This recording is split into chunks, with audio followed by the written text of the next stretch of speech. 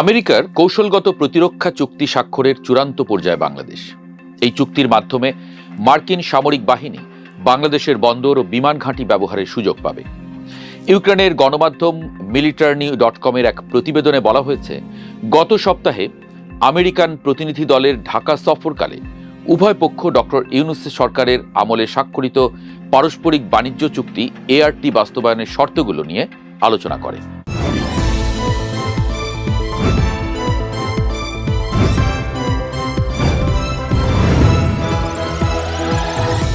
এই চুক্তি দক্ষিণ এশিয়ার ভূরাজনীতি শুধু নয়, রাজনৈতিক মানচিত্রও বদলে দিতে পারে।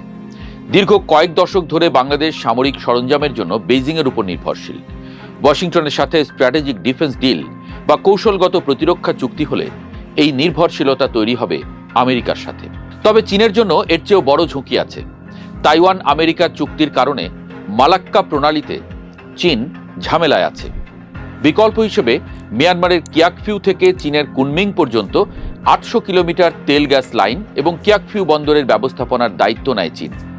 এখন বাংলাদেশ যদি আমেরিকার সাথে চুক্তি করে, তাহলে কিয়াকফিউ বন্দরের 100 কিলোমিটারের মধ্যেই বাংলাদেশের গভীর সমুদ্র বন্দরে এসে হাজির হবে মার্কিন সামরিক উপস্থিতি। চীন এই বিষয়টি কিছুতেই মেনে নেবে না। সেক্ষেত্রে আমেরিকা আর চীনের প্রক্সি ওয়ারের জায়গা হয়ে উঠবে কি বাংলাদেশ? বিষয়টা একটু তলিয়ে দেখা যাক। আলোচনার কেন্দ্রে রয়েছে দুটি বিশেষ চুক্তি, জিসোমিয়া এবং ACSA। বিএনপি চেয়ারম্যান তারেক রহমান প্রধানমন্ত্রী হিসেবে শপথ নেবার পর মার্কিন প্রেসিডেন্ট ডোনাল্ড ট্রাম্প প্রধানমন্ত্রী তারেক রহমানকে লেখা এক ব্যক্তিগত চিঠিতে দুটি প্রতিরক্ষা চুক্তি, সামরিক তথ্যের নিরাপত্তা চুক্তি GSOMIA জিসোমিয়া এবং অধিগ্রহণ ও ক্রস সার্ভিসিং চুক্তি ACSA করার আহ্বান জানিয়েছেন। ACSA স্বাক্ষরিত হলে মার্কিন যুদ্ধজাহাজ ও বিমানগুলো রক্ষণাবেক্ষণ, জ্বালানি ভরা এবং রসদ সরবরাহের জন্য বাংলাদেশের বন্দর ও বিমান ঘাঁটি ব্যবহার করতে পারবে, যার মধ্যে চট্টগ্রাম বন্দর ও কক্সবাজারের মাতারবাড়ির কৌশলগত কেন্দ্রগুলো অন্তর্ভুক্ত। গোয়েন্দা তথ্য আদান প্রদানের GSOMIA চুক্তি হলে আমেরিকা বঙ্গোপসাগরের উপর নিরবচ্ছিন্ন নজরদারি করতে পারবে। অথচ ঠিক এই অঞ্চল দিয়েই চীন মধ্যপ্রাচ্য ও আফ্রিকার দেশগুলোর সাথে সমুদ্র বাণিজ্য করে। এখানে মার্কিন জাহাজ চীনের জন্য খুবই ঝুঁকিপূর্ণ বলে মনে করে তারা। অথচ গত এক দশকে চীন বাংলাদেশকে সব রকমভাবে সহযোগিতা করে যাচ্ছে, বিশেষ করে প্রতিরক্ষা খাতে। বাংলাদেশের মোট সামরিক সরঞ্জামের প্রায় 72% আসে চীন থেকে। এর মধ্যে রয়েছে সাবমেরিন থেকে শুরু করে ফ্রিগেট ও যুদ্ধ বিমান। অন্যদিকে চট্টগ্রাম ও মাতারবাড়ি বন্দরে চীন $বিলিয়ন বিনিয়োগ করে বাংলাদেশকে তাদের belt and road initiative BRI এর একটি অবিচ্ছেদ্য অংশ করে তুলেছিল। এখন আমেরিকার সাথে বাংলাদেশের যদি এই প্রতিরক্ষা চুক্তি হয়, তাহলে চীনের $বিলিয়ন ক্ষতি তো আছেই, তাদের জাতীয় নিরাপত্তাও চ্যালেঞ্জের মুখে পড়বে। চীনের জন্য সবচেয়ে বড় চ্যালেঞ্জ মালাক্কা প্রণালী। চীনের 80% জ্বালানি আমদানি হয় মালাক্কা প্রণালী দিয়ে, কিন্তু সে অঞ্চলে আমেরিকার বেশ কয়েকটি ঘাঁটি আছে। ফলে ঝুঁকিপূর্ণ সময়ে মার্কিন নৌবাহিনী চীনা জাহাজ অবরুদ্ধ করে চীনকে জ্বালানি সংকটে ফেলতে পারে। এর বিকল্প হিসেবে চীন তৈরি করছে চায়না মিয়ানমার ইকোনমিক করিডোর এবং রাখাইনের কিয়াকফিউ গভীর সমুদ্র বন্দর। এই ক্ষেত্রটিকে ঝুঁকিপূর্ণ করার জন্য আমেরিকা আরাকান আর্মিকে অর্থ ও অস্ত্র দিয়ে সহযোগিতা করেছে।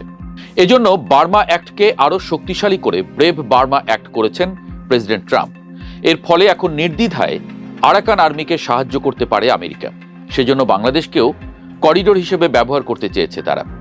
ইউনূসের আমলে মানবিক করিডোরের কথা আমরা শুনেছি, আর এবারে তো সরাসরি বাংলাদেশেই মার্কিন উপস্থিতির সুযোগ হলো। যদি সেই চুক্তি হয় এবং যদি আমেরিকা বাংলাদেশের সেন্ট মার্টিন বা অন্য কোনো বন্দরে কৌশলগত উপস্থিতি পায়, তবে কিয়াকফিউ বন্দর এবং পাইপলাইনগুলো সরাসরি মার্কিন নজরদারির আওতায় চলে আসবে। বেইজিংয়ের $বিলিয়ন বিনিয়োগ তখন হয়ে পড়বে চরম ঝুঁকিপূর্ণ। 2024 সালে শেখ হাসিনা সরকারের পতন এবং ডক্টর ইউনূসের সরকার গঠন আমেরিকাকে একটা বিরাট সুযোগ করে দিয়েছে। বাংলাদেশের অর্থনীতির মূল ভিত্তি যে পোশাক খাত, সেই পোশাক খাতকে জিম্মি করে আমেরিকা বাংলাদেশে ART চুক্তি করতে বাধ্য করে। এই অবস্থায় চীন কি পদক্ষেপ নেবে, সেটাই এখন আলোচনা করছেন আন্তর্জাতিক বিশ্লেষকরা। ইউক্রেনের গণমাধ্যম সহ বিভিন্ন গণমাধ্যম বলছে, বাংলাদেশের অনেক গুরুত্বপূর্ণ অবকাঠামো চীনের ঋণে তৈরি হয়েছে। বাংলাদেশের বিদ্যুৎ খাতের প্রায় 40% এখন চীনের মালিকানায়। কাজেই চীন রক্ষণাত্মক অবস্থান নিলে বাংলাদেশকে শ্রীলঙ্কার মতো অচল করে দিতে পারে। 5ই মে আমেরিকার দক্ষিণ ও মধ্য এশিয়া বিষয়ক সহকারী বাণিজ্য প্রতিনিধি ব্রেন্ডান লিঞ্চ 10 সদস্যের একটি দল নিয়ে বাংলাদেশে আসেন। 3 দিনের সফরে তারা বাণিজ্যমন্ত্রী, অর্থ উপদেষ্টা সহ বিভিন্ন ব্যক্তির সঙ্গে আলোচনায় বসেন। কিন্তু তার এই সফরের সময় বাংলাদেশের কোনো প্রতিরক্ষা দপ্তরের কারোর সঙ্গে আলোচনা হয়েছে বলে আমরা জানি না।